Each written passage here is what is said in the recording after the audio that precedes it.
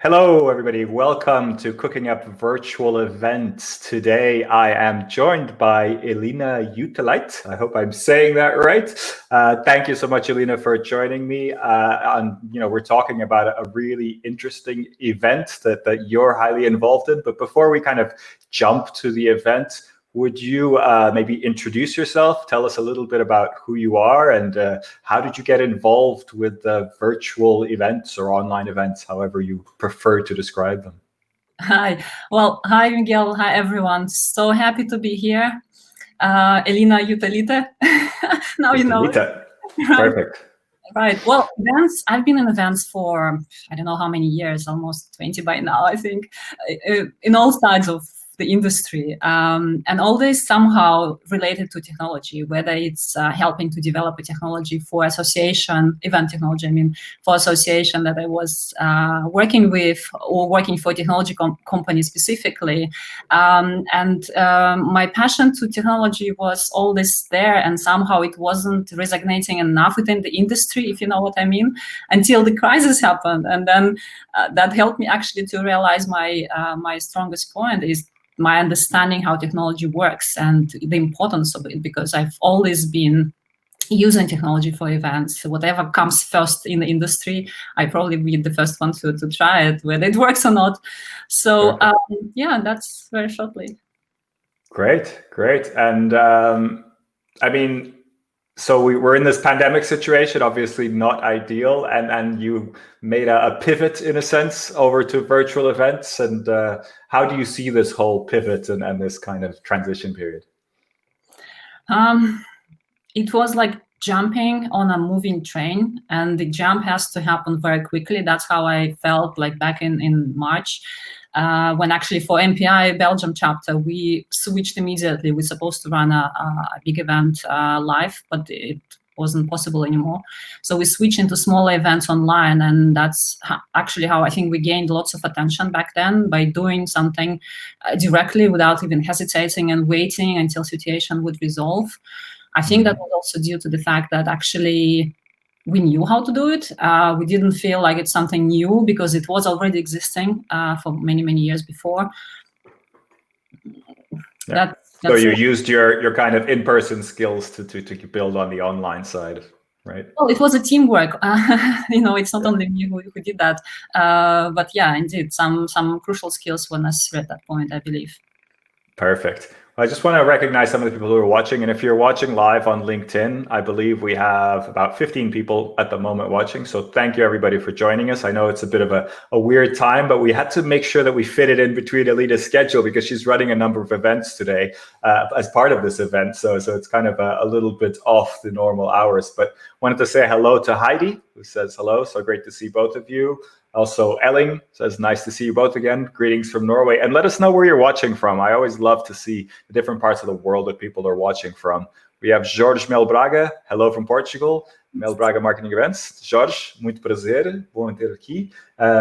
Kim, I believe one of your partners in this adventure. She can now spell your name off by heart and has logged on and off of Swapcard 1 million times, apparently. And a common friend as well. Hello from London. Andrew, thank you for being with us today. Nice to see you, or at least feel your presence here through the comments on LinkedIn. And Christian from Cologne. Christian, so happy that you're here. And I know you're a big follower of all the different types of virtual events and online events that are happening.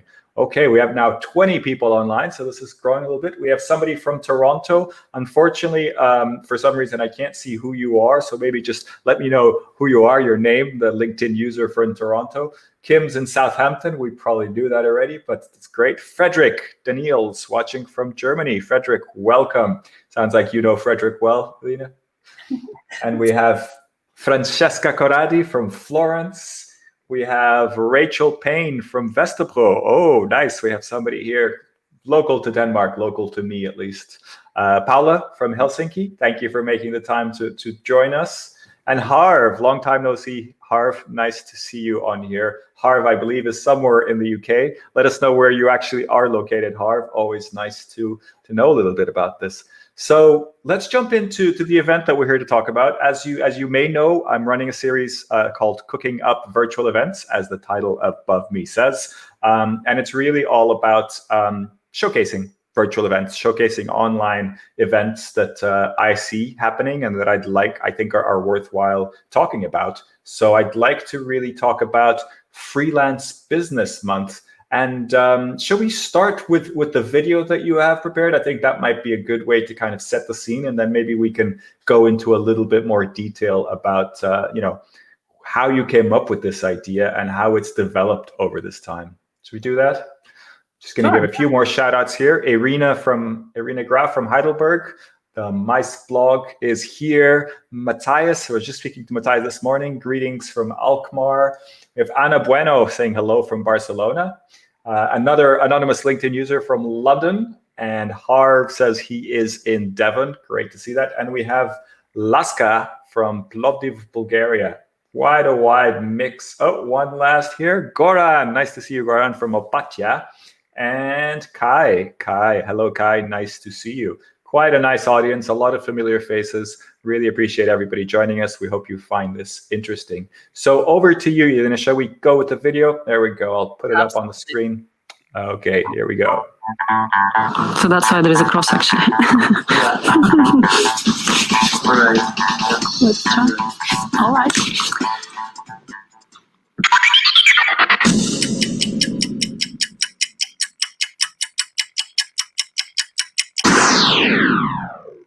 Hi, I'm Elina, the founder of Freelance Business Community. Together with an absolutely awesome team of independent professionals, we have created the Freelance Business Month. Right now, you are part of something unique. You have 31 days of inspiration ahead of you. Have a look at our speaker lineup. We brought you experts from all over the world and highly skilled independent professionals you can only admire for their achievements. Here's my advice to you. Take the full advantage of this opportunity. Connect with as many people as you can during this month. Take away as much as you can as well. Learn new skills, new tools. Understand better the freelance economy and where it's heading, because you are part of it. Most importantly, be an active participant. Suggest discussions and topics, and we will do our best to feature them in October. We have plenty of time. Below, you'll find a video that explains the platform and how it functions. We cannot meet physically, but it doesn't mean we're restricted in how much we can engage. My mission will be accomplished if you meet someone here who will add value to what you do. I'd like to thank all our partners, supporters, and volunteers who worked on this project. You have co-created this event. Welcome to the freelance community and enjoy it.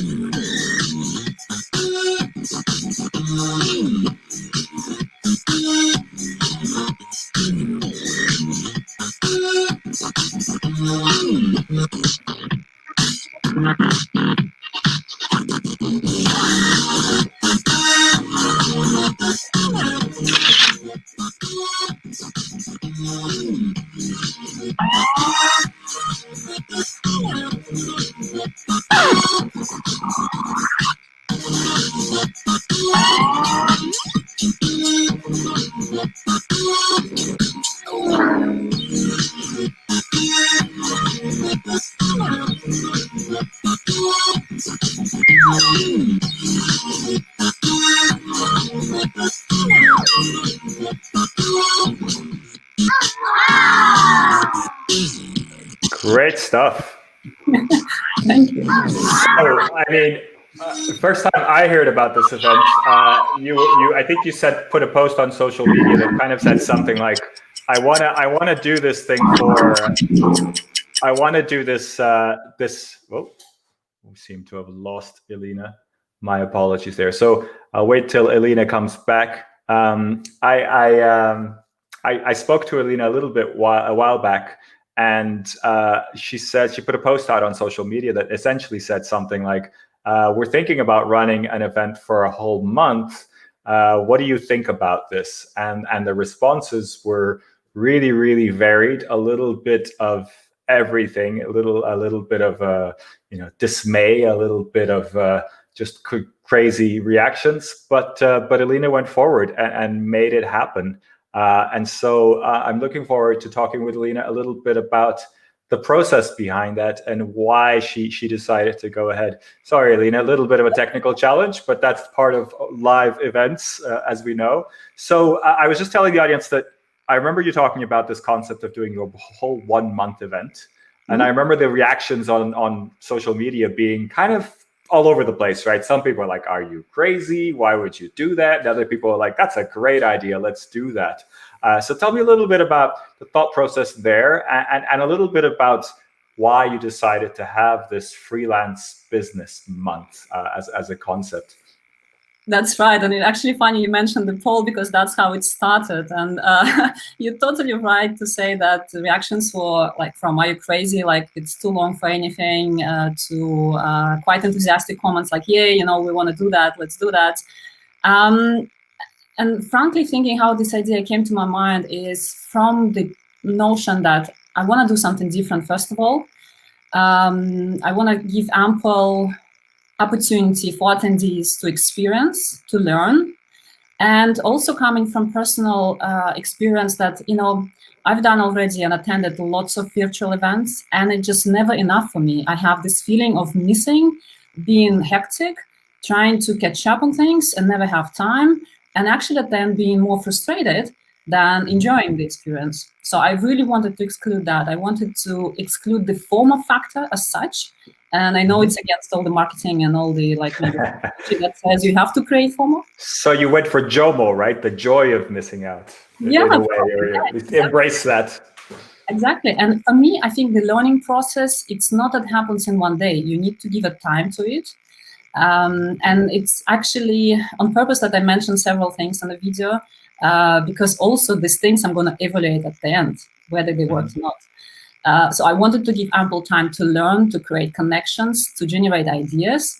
And sometimes we can actively participate and we can passively participate. And I'm putting a lot of accent on passiveness right now because I think we accumulate ideas and we think at the end it's our idea. But as a matter of fact, we heard it somewhere. We just don't even remember when and how. But we start working on that ideas thinking it's our idea. So I was trying to kind of do that experiment with freelancers. And, let's see. We've actually run just recently a mid-month evaluation where I was asking whether you have generated ideas that you want to continue working on. And 70% said yes. And I don't know whether 70% is okay or not, because it's the first time I measure this. I think overall it could be nice. It sounds pretty good to me. I mean, if 70% of your attendees got something tangible out of it, then I'd say that's really positive. Could you expand a little bit more on this idea of passive? Do you mean that the sessions are passive, like people just watch the content, or what do you mean by that? Is that what you're saying? Well, what I mean by that is that I don't want to force them into doing something at the schedule that I developed. I want them to have opportunity to follow it at the schedule that fits them. So I'm more creating convenience for them rather than being stressed, because we're talking about a mass amount of content and it's like 31 days of something. And definitely go nuts by like, oh my God, it's all happening in a month and I'm going to miss it all. And then what I'm going to do then? And so I get it's a big focus on also being available on demand, right? So it's like you make sure that the content is put forward in a way that's very consumable on demand, not just live, right? Correct. Yes. All the sessions can be watched unless we don't have permission from the speaker, but 99% are online there. Mm-hmm.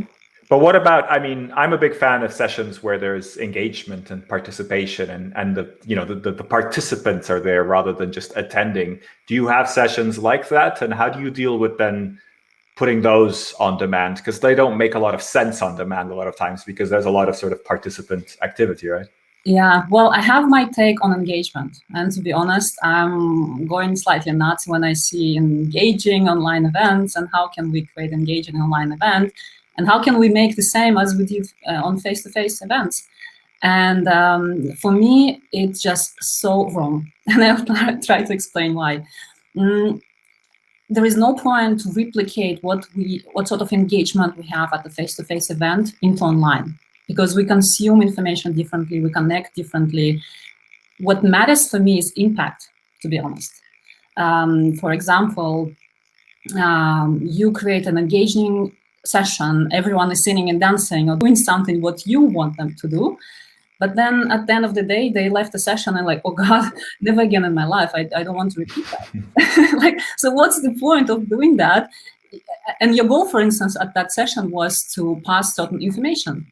And all what you have achieved is actually stressed attendees who don't want to sing and dance and then not making any action afterwards.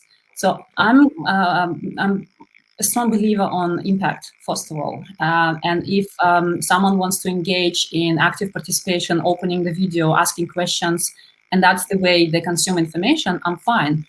If there are people who just want to watch and learn, because that's the learning aspect that I'm really focusing right now with this month, then let it be like this. And with the evaluation that I put in place, I'll see whether they have learned something during the session itself, during the process of the month, and then I'll do another evaluation at the end to see whether they have actually implemented those learnings in the business. We have a comment from Professor Joe Goldblatt. Thank you for being with us, Professor, from Edinburgh.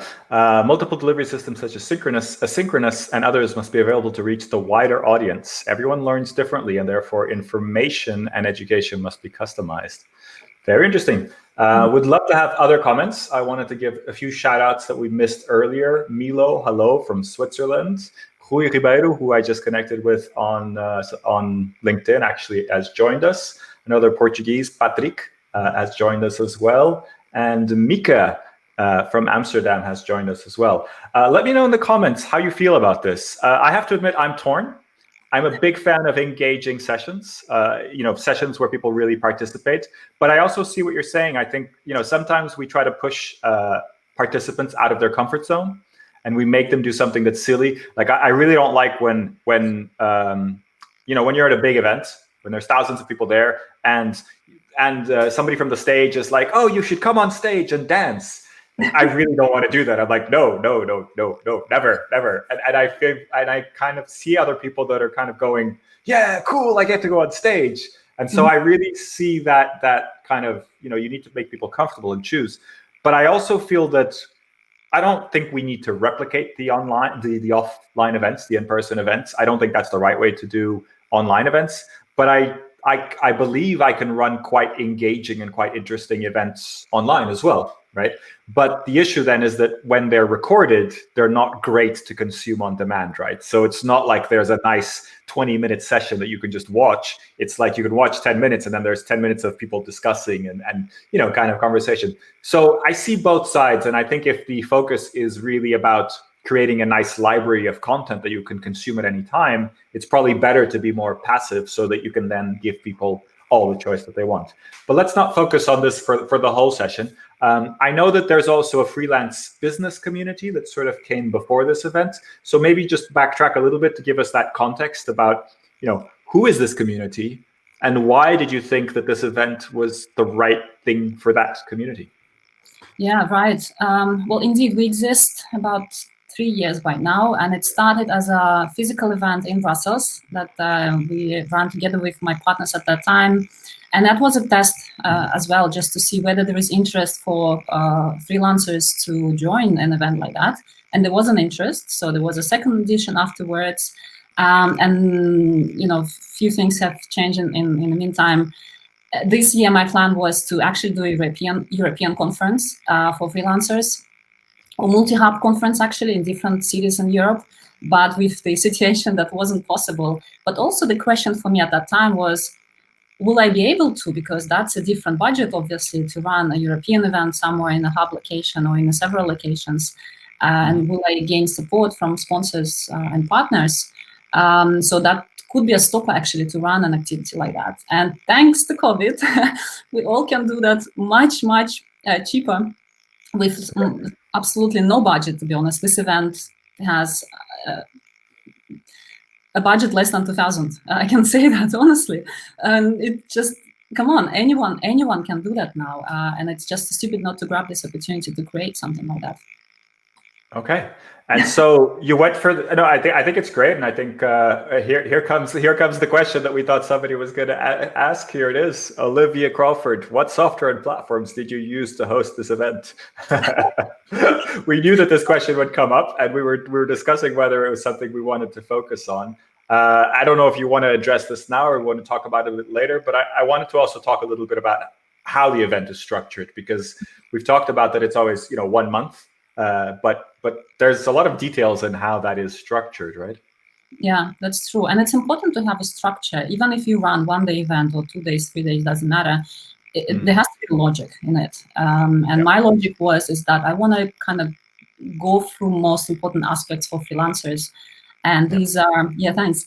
And these I'm just showing the schedule for today, for example, because I know that you schedule sessions kind of in the morning and then in the afternoon, and people can kind of drop in and out multiple times during the day, and there's different things happening, right? Yeah, that's true. That's true. And we started, like in the video was showing, we started with talking about future of freelancing, because you need to set a tone of where we're heading to excite people a little bit, then how to start freelancing, whether you're just thinking or you already started but you want to rethink your business, and then how to grow. Now we're in a growth period, and then the last week is going to be talks about relationship between corporates, for instance, and freelancers, and the benefits they actually see in hiring freelancers. Okay, so this week so you've structured it in weeks, right? So the first one is sort of how to start freelancing or growing freelancing was this week, right? Yes, exactly. Yeah, so you've just concluded. And I just wanted to mention as well, if you're interested in joining the event and registering, and I'll put the link here, it's very easy, Freelance Business Month. All the content is available on demand, so you can always go back and rewatch all the sessions, right? But that's the paid ticket. And there's a free ticket that you just watch the live sessions, right? Yeah, just a selection of it. Yeah. So I'll just show what's happening next week as well, because the future of work is the big topic next week, and you have a full schedule already with plenty of sessions happening, and also a freelance Halloween over the weekend, which I think is great. Yeah, we're trying to mix, work with pleasure a little bit at the same time. Yeah, that's good. But so, yeah, I mean, I think this is really fascinating. I don't know of any other event that's been going on for a whole month. But I think, with your concept of really having a more passive participation and watching it sort of on demand, I feel like it makes sense. Like, I have to admit, I've had a pretty busy month. I haven't really been able to log in or join the event at any point. But I did go through a lot of the sessions and go, oh, this is interesting. I'd like to watch this. But I have to admit, personally, I'm struggling with time. I do kind of sign up for events a lot of times thinking that I'm going to watch something on demand, and then I don't. Then it's sort of like in my bookmarks somewhere, and to actually find the time to kind of go back and watch it, it's really challenging. But do you have any kind of numbers on like the active, the live participation, and then the kind of participation on demand later on? Yeah, well, it's actually also an interesting question and interesting results that we have to evaluate at the end. What I noticed is that, of course, we had more live participation at the beginning, because that's what people think they have to do. As soon as it becomes clear that actually they can rewatch, you see numbers are going slightly down. And also the time of the day influences a lot, of course. Morning sessions are more popular, no matter what subject are on agenda. And even we have absolutely brilliant speakers, like at the end of the day, the chances that people are joining live are very low. So, it's, but I was frustrated at the beginning thinking, okay, what's going on and why it goes this way? We do promotion, we try to engage people into coming. But then I checked the statistics of how many hours actually been spent on a platform watching videos. And I think last week it was 220 hours that people actually watch the content on the platform. And I'm like, oh, okay, that's fine. So later, and they're watching it later. So, and excellent. That's what we wanted to achieve. I just wanted to say, Kim says she agrees with me. We all do that. Register for so many events and never watch on demand. So I don't feel alone in that. I feel like, yeah, there's a lot of that happening. Yeah, and I think a part of the problem with that is we don't feel we belong to that space. It's somewhere there, and we need to find our path to that. So I think it's also slightly bad marketing to those event planners who are putting that together. They like hitting the message, but they're never promoting it enough. So my plan is actually, as of event is finished, I will do proper communication in terms of what sessions we have watched with takeaways, and then people can rewatch. So create an easy access to your content. That's the most important, I think. Absolutely. And I think it's brilliant that you have a community and then you built the event. I kind of sometimes put this question of, what comes first, the community or the event? And I think a lot of people want to start with the event, but it's very hard to put on an event if you don't have a community, right? So I think it's great that the event also provides you with lots of valuable content that then go back to the community, and then you can have community discussions around this afterwards, right? Is that part of your plan going forward? Well, I think it's a cycle, to be honest. Events help to create community. We started with the event without a community, actually. Okay. So definitely, and the more... But it's not just a one-off, right? It's a community that then builds because of various events, and it kind of keeps building, right? Excellent. And outside of this big event, we do, before that, I did almost weekly masterclasses. So definitely lots of activities are part of that. Great. Well, let's touch on the platform that you used. So we want to make sure that we answer questions as they come in. Olivia, sorry to keep you waiting. So tell us a little bit the platform or the platforms that you're using. I think often it's not just one platform that actually makes it happen, right? You have to interconnect various bits. But tell us about kind of the tech stack that you're using a little bit. Yeah. Well, obviously it was a very careful decision in terms of which platform I'm going to use, because it has to correspond to several criteria that I have. And when I consult actually clients, I give them 4 questions that they have to answer before selecting the platform. And one of them, what sort of interaction you want to create? Is it just one-way video or bi-directional, so that you see attendees and you can talk to them, and attendees can talk to a speaker? Then do you want to generate leads for your partners and sponsors? Is a second question. Another third question, whether it has to be a standalone solution or it needs to be integrated into what you're already having in-house. And the last one is whether you want to have content available now and never, or you want to have it available at any point of time in the future. So by answering those questions, because for me it was important to have content available and easy access, and I did want to generate leads for my partners and have statistics behind it so I can share with them. So I ended up with Swapcard as a main platform for the event, just because I found it easy to navigate. It does have some drawbacks. I'm just bringing up your post on LinkedIn, because I know you have a great LinkedIn profile where you list all these great resources, and I believe this is the one that refers to this selection criteria, right? That's right. Yeah, exactly. Okay. So Swapcard is the main platform. Then we use Zoom, obviously, for all the meetings.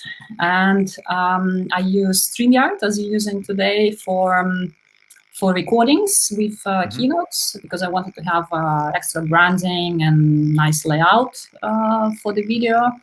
And I used iMovie for editing all the videos. Actually, I'm doing editing myself. Yeah. No wonder the costs are low, right? You're keeping everything as simple as possible, but hey, needs must. Yeah, and paid Canva account is just a great resource for doing all the graphics. Exactly. Trying to think. But so I mean, Swapcard is really the event venue, right? And then you have Zoom and StreamYard are the production facilities, or maybe Zoom is kind of your stage. And StreamYard is your studio. And then you have a few other tools that you kind of help make it run. But I think it's always interesting because a lot of people focus on what is the perfect kind of platform for my event. But I think it's important to realize that it's not always just one. There's a kind of mix of different solutions that you have to really blend and connect each other. So I think that's really fascinating. Good. And tell me more about the team then, and who's involved with this event. I love the fact that you started off that video talking about everybody. It's not just the Elina event; it is the team of people that are involved. Could you tell us a little bit about who's involved or what kind of roles they play? And I'm also quite interested to understand: are these all people that are used to doing in-person events that are now focused on an online event. So maybe tell us a little bit about that.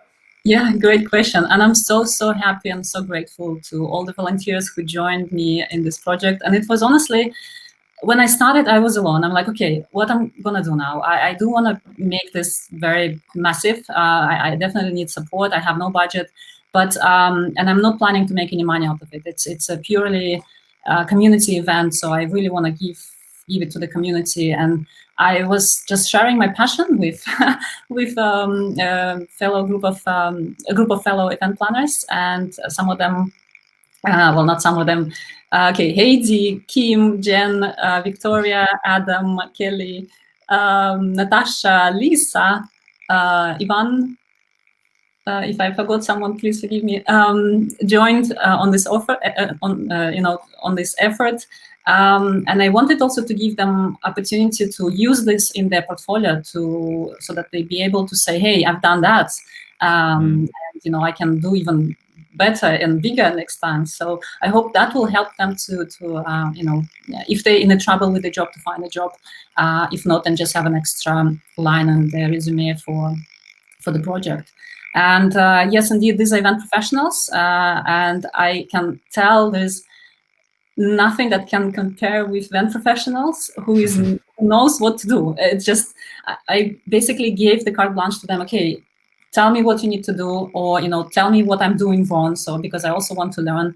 If there are any critics, please share with me. I'm always open to any feedback, and let's make it happen. And the way or at least the way I was thinking, to make it as easy as possible. I didn't want to complicate things, because I knew we're gonna face a great amount of work. So just let's make it very, very simple. Perfect. No, I think that's really interesting. And I'd like to build on that a little bit more. I see some great comments online, so I just want to recognize the people that are commenting online. I think it's always good to showcase. Ioannis, I think one of your colleagues also involved with MPI in Belgium, etc. Thank you for all the resources and ideas, Elina. And Matthias, he writes a whole book here. I think community should come first. An event is just the engagement moment within the community. Community members would like to have year-round 24 access to content and connections. We think of online learning not so much as events, but an ongoing process community. Why should we only offer content live and not let the audience choose? I think, the best of both worlds, if we can there. I want to give Go ahead. That one I want to say is that I also wanted to have this content available for entire year, and I didn't want to move it around, like finding the place, gated access, It's actually going to live on the platform, and Swapcard allows that to stay for entire year, which means everyone who registered can come anytime and have a look and pick what they like and rewatch it again. So and let's be transparent. I think it's also a great way for you to have leads, right? For people to come into your community, because it's not just on YouTube as a video that you can kind of watch later. It's you have to kind of come into the platform, even if you come in later, to be able to do that, right? So I think there's a nice advantage there for planners and for anybody putting on an event. Right. Yeah.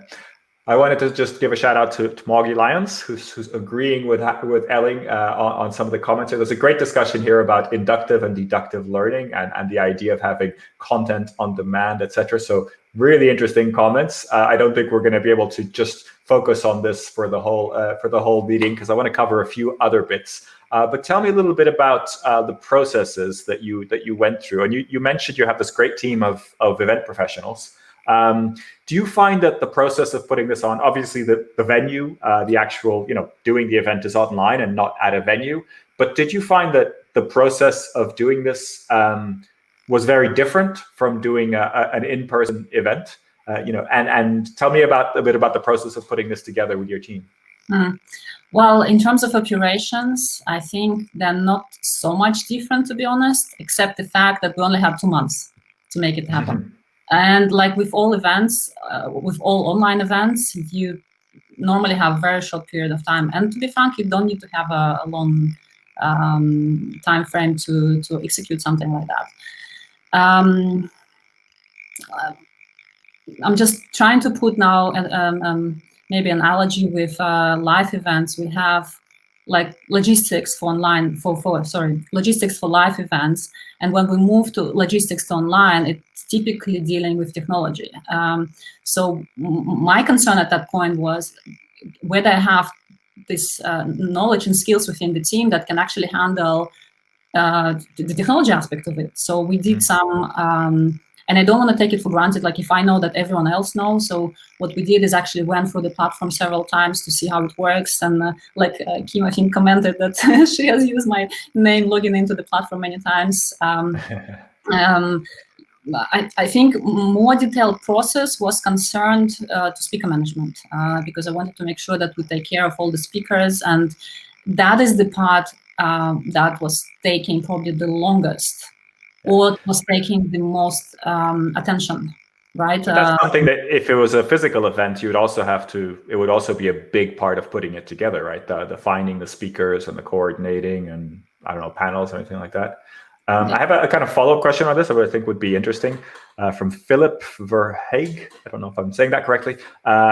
How did you find and convince all those great speakers? And what kind of money did the bigger names ask for participating in FBM? Hashtag just curious. Love the hashtag.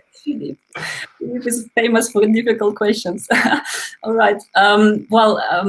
We actually, not bragging myself, but we had some really great names. We had TED and TEDx speakers joining. And the fact is that they're all independent professionals. They saw the need and they understood the mission of it. So we're happy that they joined us as pro bono, so we didn't bear any costs. And like I mentioned, the budget was very minimal. But again, it was their contribution to the community and to the growth of independent professionals. And once I think you find this common ground, they're happy to collaborate. Maybe on a shorter session, maybe not on a on a full content that they present, TED Talk, for instance, but still they kind of give the message. And I was grateful for that. Sorry, you had another question? No, and it was it was essentially how to find the speakers. I think that's really important, and obviously a big part of this content. Well, talk to me about the is there a business model per such of this event? What is the business model? I mean, I know that there's a paid edition. Are there sponsors? And we don't need to know values, but it would be lovely, I think, for people to understand the business model of the whole event. Yeah, well, that's an interesting question, and quite often that also refers to pricing of events. And on that one, I want to start because I hear lots of discussions, and sometimes it's even painful to hear. Like we charge 1,000 for live event. How much we need to charge for online? I think the principle here is that you start from answering what's the goal of your event. And for me, I define three. One of them is a marketing. You do it just for marketing purposes and lead generations. Second one, you want to demonstrate the value or expertise. And the third one, you actually, let me put it on quickly. Yeah, I prepared a few slides for us just in case we were covering some of these topics. Let me bring that into the stream. There we go. Yeah, and the last one is to generate revenue, right? So if you start of the notion that you just do purely marketing event, just don't think about pricing at all. Think of this event as your investment. And that's how I was thinking about this event, because I wanted to demonstrate value to the community, and also I was working from a point that it's a marketing event. So from the beginning, I was foreseeing to invest the budget that I mentioned into this event without having any monetary return from registrations and partners, to be honest. If partners are listening, forget it. But the funny thing is, and obviously I had the target in terms of numbers.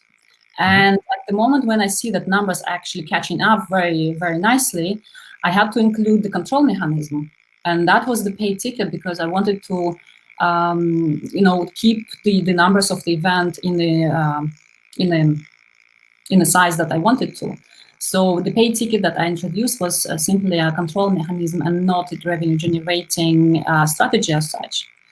And another funny fact here is that, and I always tell that at the workshops that I do for pricing of online events, is that you have to consider 360 cycle, right? 360 years. And what it means is that you can start generating your revenues during your event itself, or even after. It's not necessarily that you have to charge before. And what happened in our scenario is that I've got partnerships when event was launched. Okay. I paid partnerships. And why is that? Because they realized actually the value. They've seen what are the possibilities. They've seen the outreach. They've seen, you know, what they can get out of it. And only then I started generating partnership funds. So eventually, I mean, a nice advantage of having a month-long event, right? If it was just like a one-off event, you don't really have that opportunity. But a month-long event, then you have multiple kind of entry points. Exactly. Yeah, for that point, like if something to be improved for next one or changed is definitely maybe the partnership and sponsorship strategy, in terms that we can actually, well, now we have the data, we have all the evidence of how it works. So going for next one, we are much stronger to show and sell more before the event. But now it wasn't the purpose for me. I wasn't focusing on that at all, because from the beginning I said, okay, that's my investment. I'm not going to spread my resources into that. And whatever comes, fantastic. So eventually the project is break even by now. So it's even better. And I think you kind of alluded to it as well. So obviously now you have this case study or this event under your belt. So then when you go out for a next edition, you can, you know, make much more certain predictions and you know, have expectations for the partners. But I think you also mentioned something really interesting, because the event may not be what drives the revenue, right? There may be other forms of driving the revenue. And I don't know if you have anything directly connected with the event, but, and, you know, I'm not saying this is what you do, but if the community itself has a cost to be part of it, then the event can also be a great way to generate members of that community or other kind of revenue generating that are kind of a bigger plan in terms of revenue, right? Yeah, that's totally right. And I've seen, for instance, on that one, I've seen commercial organizations doing marketing events and then charging for it. Like I've been in situation, and that's really was detrimental to their marketing efforts. I mean, you can introduce a charge fee for marketing event only when you have to control your audience, if that's important for you. You know, yeah. You can go. We can do a whole hour on that. I just wanted to shout out to David Goldstein, who says, "This is a great way to start my day. Helpful to see how others are doing it." Thank you, David. Thank you for being here. And that's exactly why I'm doing these live streams. I really think it's important for us to highlight interesting events. I'd love to ask the people who are watching, I think we have about 30 people watching right now. And if you're watching it on demand later, if you have an event that you're producing or that you're participating in that you think would be a great case study, get in touch. Let me know or add it in the comments. I'd love to do an interview with other people that are organizing different types of events. And I'm sure that Elina as well would like to hear about different experiences and different types of virtual online experiences. So please add those in the comments either now or later if you like. So I wanted to talk about kind of the challenges that you faced as well. We talked a little bit about technology, but were there any challenges that you had that were maybe unexpected, that you hadn't predicted? And could you talk to me a little bit about that? Nothing really unexpected. Well, technology was one component indeed. When something doesn't work and you're powerless to change it, you really rely on support from a technology provider, and that is absolutely important. And when it's not coming like in 24 hours or 48 hours or 72 hours, you're getting very concerned. So that's something very important when you're, what do you call it? When you're selecting your online platform, right? Make sure that whatever you kind of contract with, you know exactly what kind of support you're kind of be expected, right? Yeah, the challenge, I think the main one was actually, and that was the most crucial, is in data flow. By the way, I didn't mention one more platform to SwapCard, just because SwapCard doesn't have registration inside. I had to use external tool. And so what's important for me before I confirmed my partnership with them is that my data from registration flows into SwapCard seamlessly without any issues. And only later, when the event was already running, I realized that actually a fraction of registrations are not synchronizing. And so that was a kind of not a good thing. But we discovered it's not synchronizing because the full name was not mentioned, only first name and email. And typically for technology, it's enough for email to be accepted as a record. So that wasn't the case with SwapCard. So back to this. Your tech stack was a little out of sync, right? So your registration was capturing registrations, but then when it was going into SwapCard, it wasn't not everybody was getting access to Swapcard, and so there was a bit of a dropout there. So I'm sure you had a couple of angry emails kind of saying, why can't I access the platform? But it's amazing that you figured that out, right? I mean, that's like a data integration issue that then happens when you have to use multiple tools. Yeah, exactly. And well, of course, you discover when someone tells you I cannot access it, or where is the thing, and then like, okay, it's already we're going, like what's going on? And that's how you discover. So from technology provider, I think it's paramount to at least provide clear instructions of what works, what doesn't, and how it works. And maybe another issue is actually communication itself, because I was thinking almost every day, how can I make it efficient? You don't want to spam people too much because of obviously so much information. You want to pass through spam filters, and you want to get into the mailboxes. And I actually, through this month, I tried different strategies of how to make sure that it is convenient for them to actually reach to the place where the session is taking place. So a question on that: how much did you rely a lot on the speakers promoting, their session and their involvement? And was that sort of a big part of your strategy? It was kind of rolling ball, to be honest. Once I confirmed a few key names, people started reaching out to me. So promotion actually started even before the event when obviously because we started announcing them. And then once you see someone speaking, then another one is reaching out to you asking, hey, can I join? So yeah, it wasn't a focus as such, but it was happening anyway. And I think that's also a component to freelance professionals, characteristic of our communication style. We like to share what we do, so we put it all on social immediately almost. Mm-hmm. And this kind of this whole month-long kind of style, this design. What do you are you still, is it working? Do you assess it as a big success? Would you change it? What do you think are sort of the advantages and disadvantages of it? Well, like I mentioned, we ran a survey just recently asking people how we're doing. According to that survey, we're doing great. And I do receive lots of nice feedback. And again, I'll have to sit maybe with the team together after the event to see what can we do differently and whether it makes sense. And again, I'm going to ask participants if they want to have something like that again. And since now they have, tried and tested and they know how it goes, if I launch the same poll, probably in a few months, maybe we get different answers. Excellent. So you're planning to run the event again, I assume. And what are your plans for the future? Yeah, I'd love to. And would you change anything in future editions? Well, I would start early. let's do that. But difficult to say at this point. Okay. I'll do a summary sometime in the future where it takes a little bit of a deeper analysis and also getting more feedback, I would say. Okay. And tell me about the weekend activities, because I realized the breakdown, it makes sense. You have sessions sort of in the morning, in the afternoon. You have a flow. I think that also makes a lot of sense. But what about the weekend? And I'm assuming this event has really pretty much taken your life over this whole month, right? Because you have weekend sessions as well. Yeah, I'm so happy my husband is cooking anyways. There's still food on the table, so that's good. So food is delicious. Yeah, exactly. I'm in a session later, right? Yeah, but tell me a little bit about the weekend sessions, because we didn't really cover that too much, and they sound really, really creative. Has there been a lot of enthusiasm about that? And tell me a bit about how you've created them and what's been happening in them.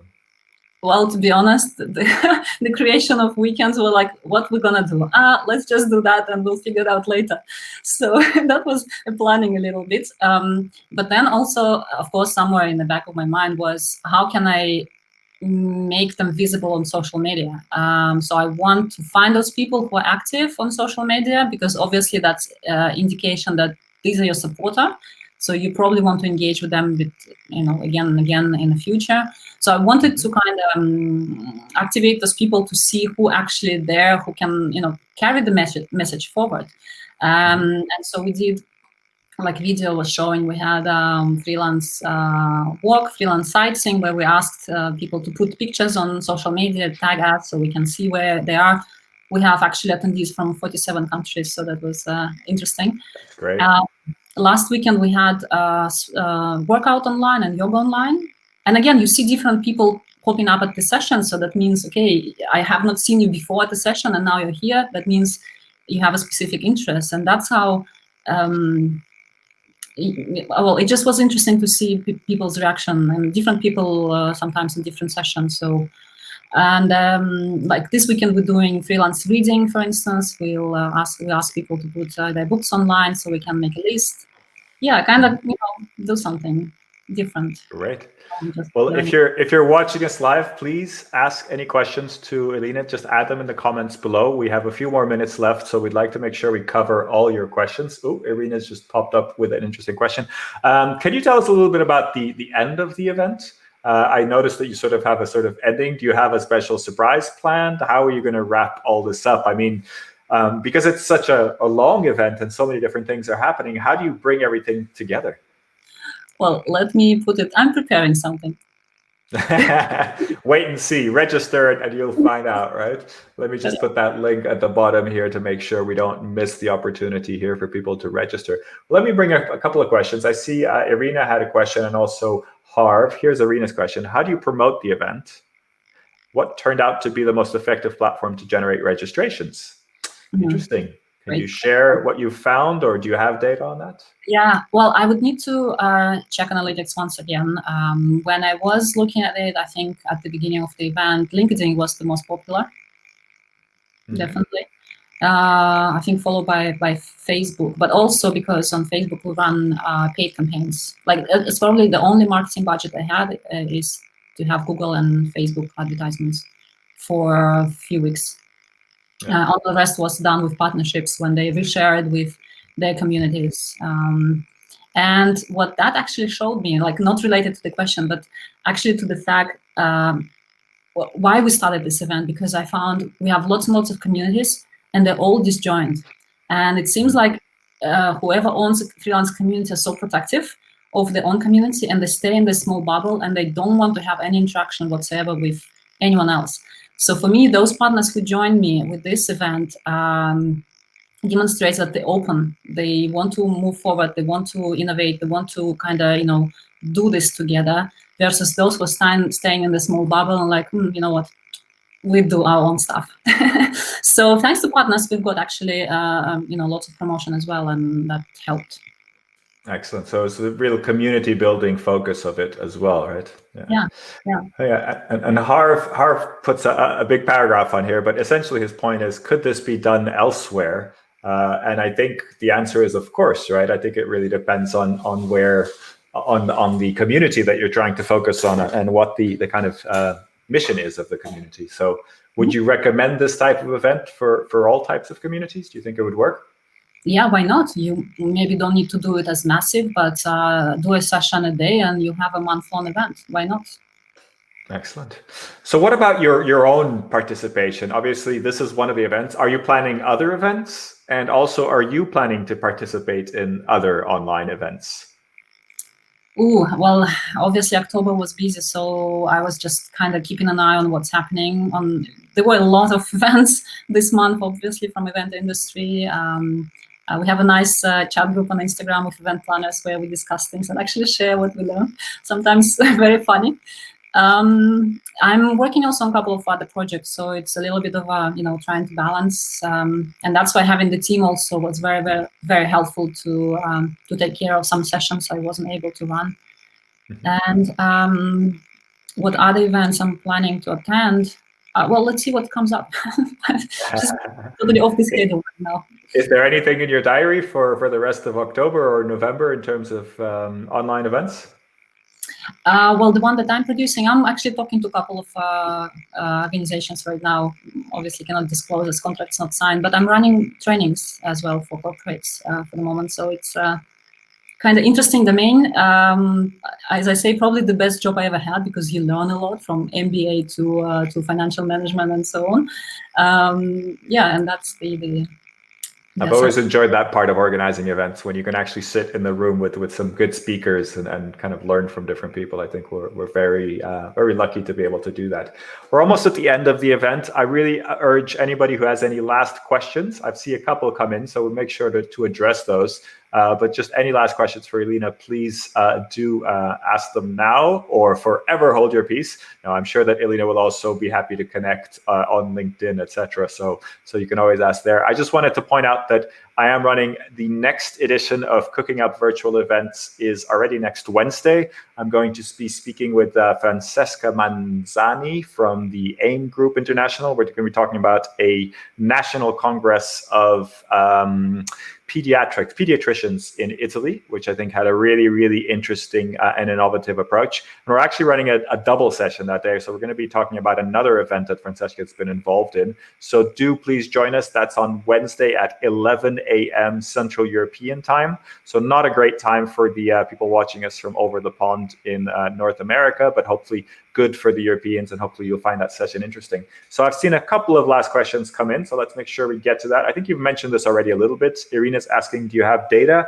on how many sessions an attendee attends on average? That's kind of interesting. So kind of like the average type of participation. What do you say to that? Yeah, let me see if I have a slide on that. No, probably not on that one. I think it's from. Oh, good question. Something between. I guess this is kind of saying, yeah, the average attendee journey. What would you say that would be? I think it's between 5 and 11, if I'm not mistaken. But then just let me maybe pull one thing. So on average, people would attend about 5 sessions? You'd say 5 to 11 sessions? Yeah. What I've actually prepared for this talk is how many watched presentations. It's percentage of attendees. So 60% said that they have watched presentations, and 30% not yet, but they're planning. So 90% in general of those who responded interacted somehow with the content. So that kind of on-demand side of things is really important and really kind of part of the value of registering, right? Yeah. Yeah. Cool. And Elling has a question as well, which is, I think it's a really interesting question, also about the project management of the team. How do you get this team to work together? Obviously, everybody being remote. Well, I'm probably not the greatest project manager, to be honest with you. So I like to leave the things in the hands of professionals.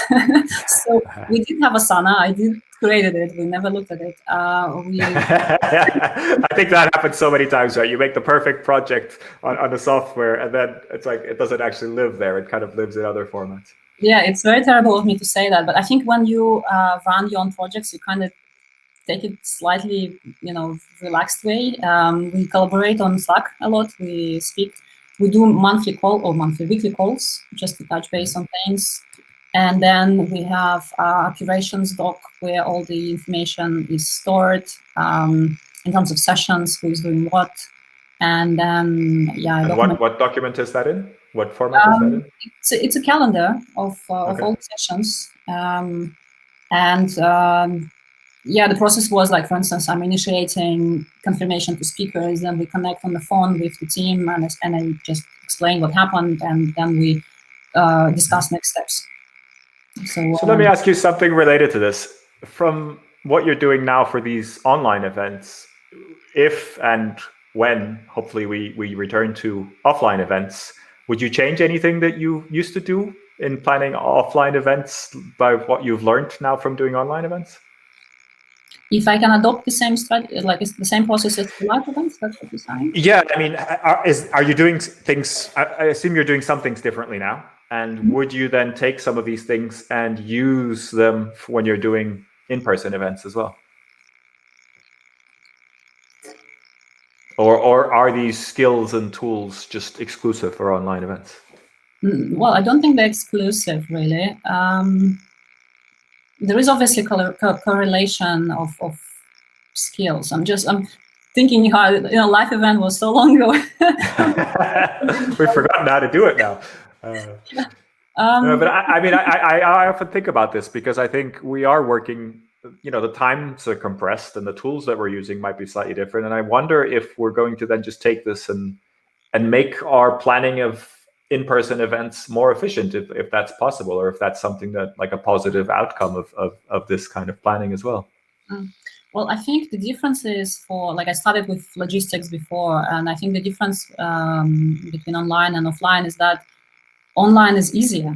At least for me, it is easier. You have less parties involved. I mean, to the extent. Imagine if you do the same 1,000 people event in the venue. You have venue, you have catering, you have many other providers that you need to take control of, many details that you need to manage.